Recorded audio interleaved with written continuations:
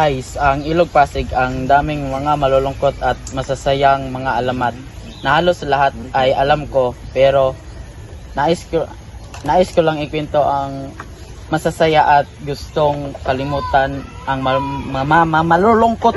Mukhang meron kang nais ipaiwatig sa salitang malungkot, Kapitan. Ano bang nangyari? Mataas ang iyong pandinig. Sa totoo lang, nang marinig ko ang pangalan ng ilog, ay naalala ko ang kwento ni Juan Crisostomo Ibarra. Ibarra? Parang narinig ko na ang pangalan na yan. Ano bang nangyari sa kanya? Alam niyo ba? Senyor Simon, ikay namumutla. Itong paglalakbay na ito ay medyo mahirap sa katulad natin. Ayos lang ako, Padre Florentino. Huwag natin pag-usapan ang hirap ng paglalakbay. Pakinggan natin ang kwento ni Ibarra. Ibarra ay anak ni Rafael Ibarra na nanggaling sa Europea at bumalik. Anong nangyari ka, Maria Clara? Nagpakasal siya kang Linares? Lumipas ang 3 taon, ayun lamang nalaman ko hanggang sa namatay si Ibarra sa ilog na ito. Maaari kong tapusin ang kwento. Kaibigan ko ang nagampon kay Maria Clara. Sa kanya ko nalaman ang buong kwento. Walang magawa si Padre Damaso kung hindi tuparin na lamang ang hiling ng dalaga na pumasok sa kumbento. May gandang kwentong pag-ibig. Ngunit nasaan sa ngayon? Saan pa nga ba kung hindi sa kumbento? Hay nako! Kay bagal ang takbo ng kubyerta. Mababaw siguro ang ilog. Kung sa bagay, wala namang matinong lawa dito sa Pilipinas. Ayaw ko sanang kontrahin ang sinasabi niyo, Ginoo. Ngunit, ang mababaw na ilog ay kaya nating malutas kung magukay tayo ng panibagong lagusan. Ano naman ang magawa noon, Senyor Simon? Sa aking palagay, hindi ako sangayon sa inyo, sinabi ni Senyor Simon, sapagkat maraming pera ang kakailanganin sa pagpagawa noon. Saan naman kukunin ang salapi? Hindi natin kailangan ng salapi. Pagawain ang mga bilanggo ng sa gayon ay wala tayong salapi na kailangan gastahin. Hindi sapat ang ating bilanggo, at kung ang mga bilanggo ang ating gagamitin, tiyak na magkakaroon ng kaguluhan. Ako naniniwala, nag-alsa ba ang bayan ng Ehipto? Nag-alsa ba ang mga bilanggong Hudyo laban kay Titus? Akala ko ba maalam ka sa kasaysayan?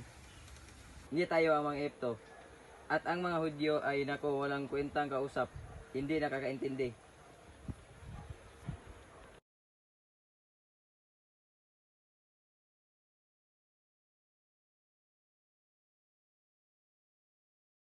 May tao sa malapit, si Senyor Simon. Ano kang ginawa niya dito? Napaka-imposible, baka totoo.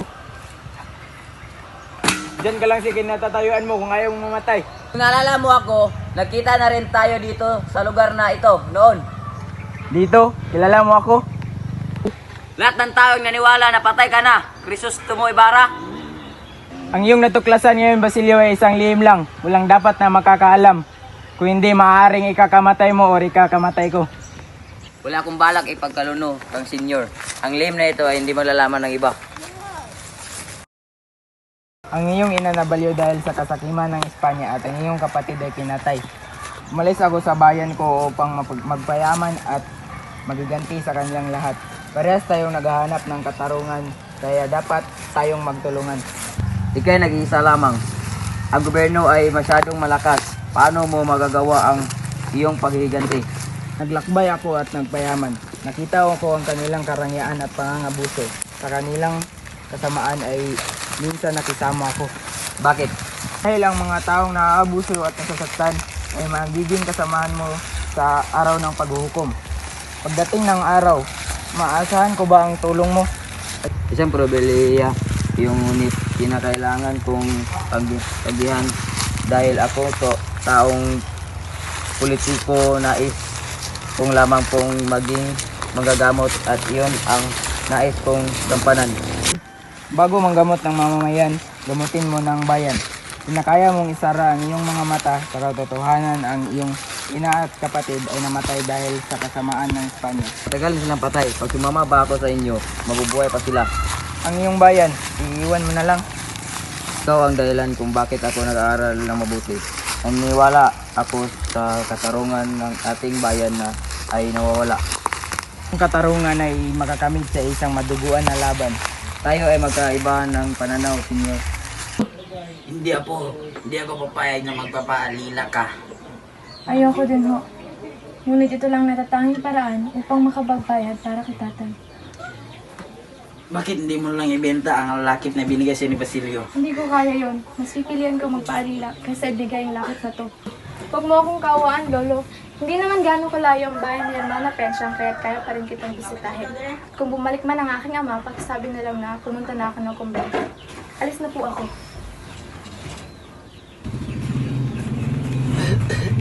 Hala, anong nangyari sa kanya?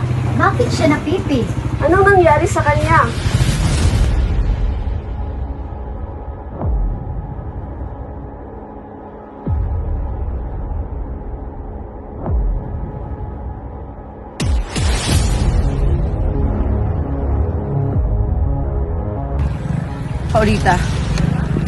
Paulita, totoo ba? Totoo ba ang mga sabi-sabi na ikay ikakasal na sa iba? At kay Juanito Pilaes pa talaga? Sudan, patawarin mo. Hindi ko na isisasal ka. Ngunit ginawa mo na. Paulita, tumingin ka sa aking mga mata. Walang katotohanan din yun, hindi ba? Hindi kang magpapakasal sa iba. Tayo ang magpapakasal sa tamang panahon, hindi ba? Isagani, ayoko na. Maghiwalay na tayo. Sabi mo pa nga eh. Isagani, tama na. Ayoko na. Hindi na kita mahal.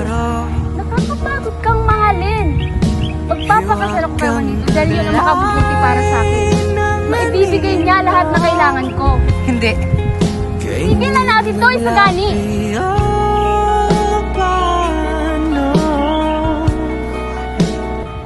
Ikaw, Juanito Pilaes, tinatanggap mo ba si Paulita Gomez bilang kabiyak ng iyong puso?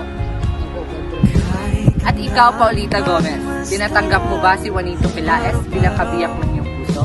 Opo, Pat.